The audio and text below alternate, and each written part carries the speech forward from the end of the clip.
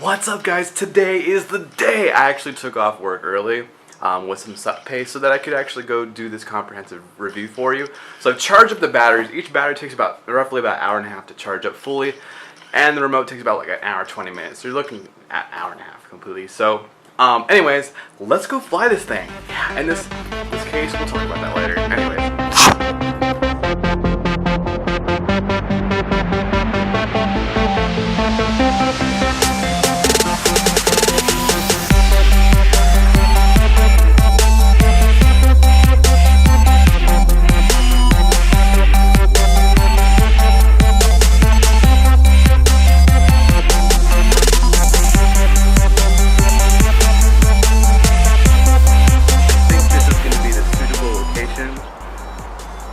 Considering there's a few items like power lines, but I think this should do. Alright, let's get to it. Okay, so I had to change locations because one of the propellers wasn't fitting right, so I don't know if it's the propeller or if I was my nerves, but anyways, I've been doing like 30, 40, maybe 50 minutes of updating. There's a lot of like system updates and firmware and stuff like that. Plus, from where I was originally positioned, I was like near a no-fly zone, evidently. So we'll see. I think we're pretty close to having a takeoff here, so you can see what's going on and what it's all about. So bear with me.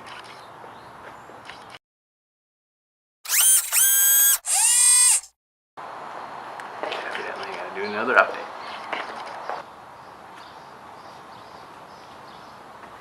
All right, here we go. Maiden flight.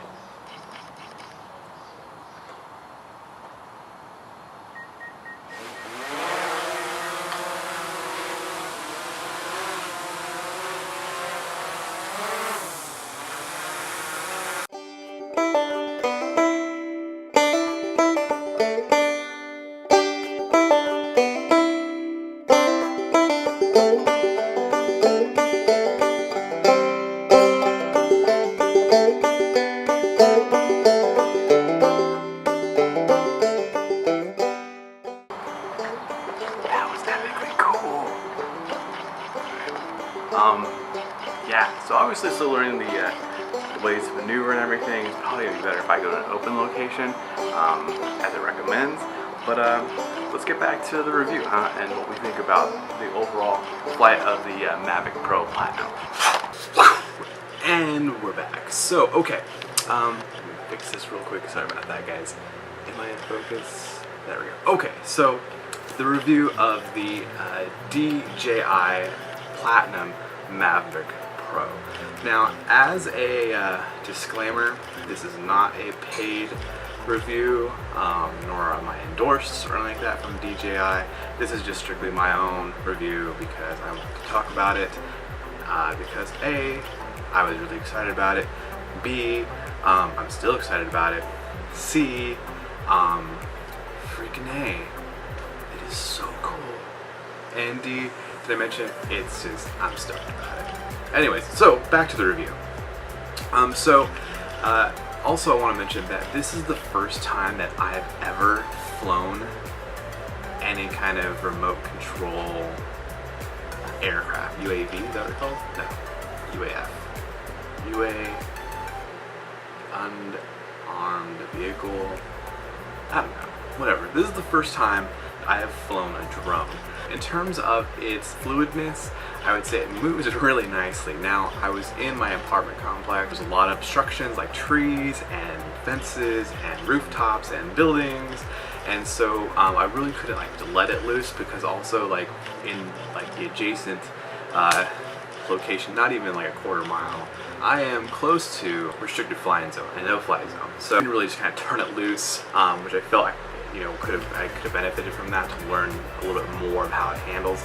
But for the most part, I just want to talk about like what it can do, in terms of if this is going to be, if like you purchase a drone and like if it's your first drone ever, is this probably the drone for you? For me, this is totally the drone for me, because A, it really does a lot of things that more of the other drones can't do. One of them is just like how smart the functionality is. You can track your target and still just worry about flying, and the gimbal and the camera will focus on the subject. which I haven't learned to do yet, but I will. And then in terms of like you can take photos with it, the response time is phenomenal. Like remote control RC is just the way to go. There are a lot of drones out there that do Wi-Fi, and of course your range is shorter. And from what I've learned, it can get interrupted by other, you know, like say like you're flying and all of a sudden you get a text message from grandma like, "Grandma, you just messed my flight up." But in terms of video quality, it shoots in 4K. Now, for those video purposes, for what I'm showing you in my clips, I scaled it down to 1080 just because the rest of my stuff usually shoots in that rate, so I didn't want to mess with the framing and just make it easier for myself for editing. So the video quality is crisp. Obviously there's no microphone, but that'd be kind of cool, right? Because you just hear a lot of wind.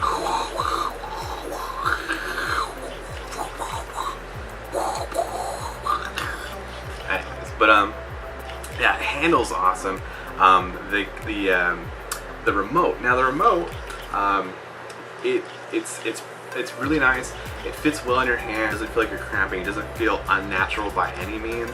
In terms of the joysticks, you can actually control. You can modify on the app that you have to pair with it how you want the controls to be, like goofy style, or do you want it to be, you know, where this one pitches and this one turns it, or whatever. So it's really, you can customize. I think there's like 3 options, so you can customize it to really how you want, so it benefits you while you're navigating through the air and stuff.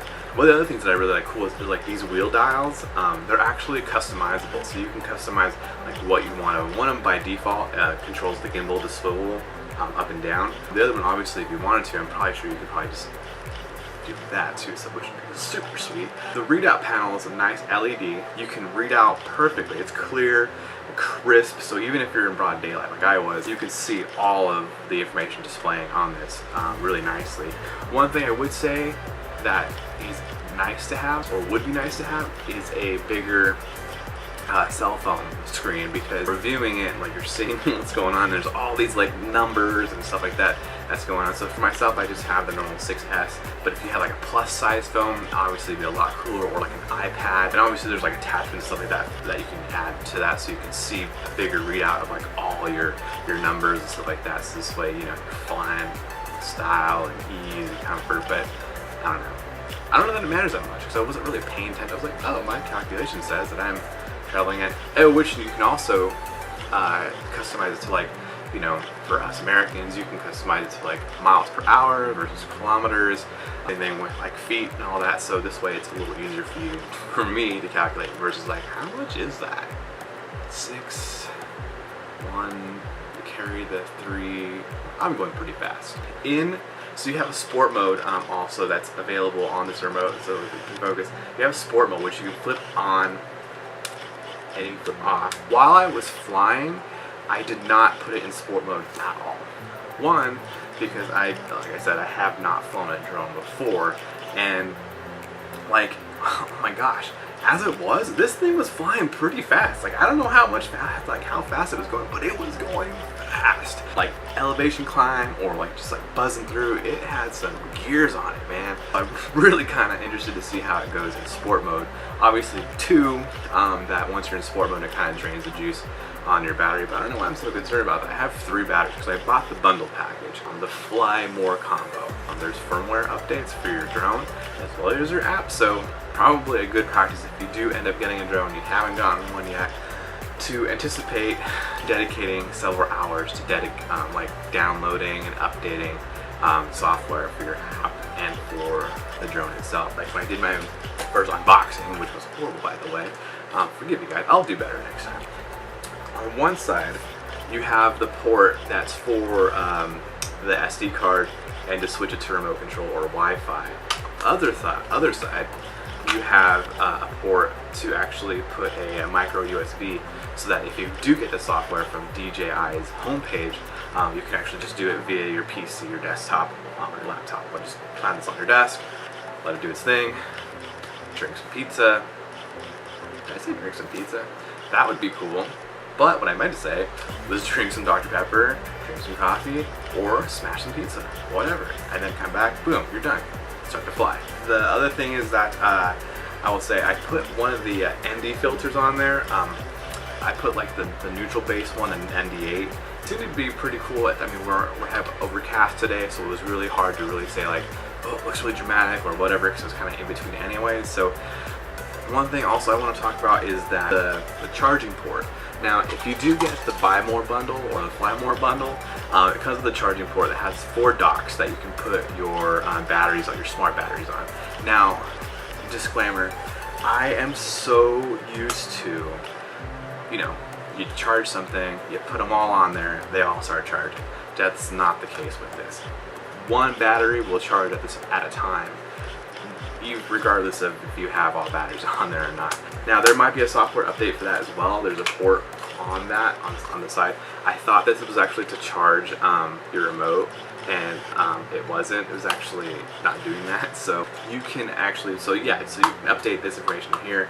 But in terms of the smart battery, it'll charge one first, and then once that one's completely charged, it'll move on to the next one. Buyer beware. It's not beat up, nothing like that. But one thing that's also sucky is that the cord is like this long. Come on guys, it's like my forearms. I mean, like, really. So guys, if you do end up getting this, buy an extension cord or maybe like a power strip, so you can put on a desk and then put all of these, because it might you can actually put this on a tabletop or surface, because once you have the batteries there, it takes up a lot of real estate. When I was unboxing, there were 3 RC cables. I said there were 2. There were 2 packaged, but there was one that was already attached to the remote itself, which actually is the one for the iPhone.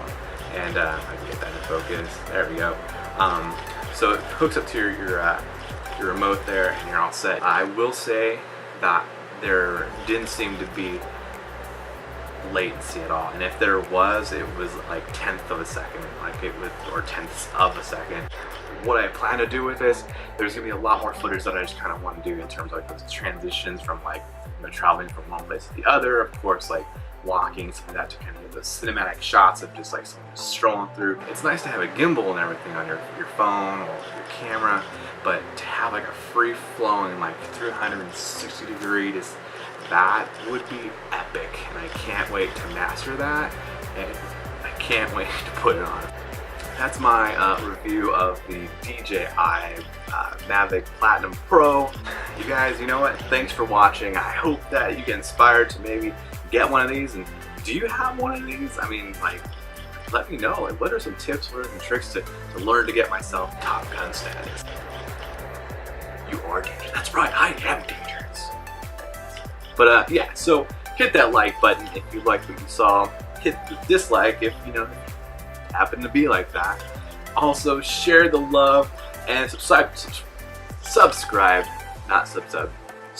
to this channel, and we'll catch you on the flip side. See you later, guys.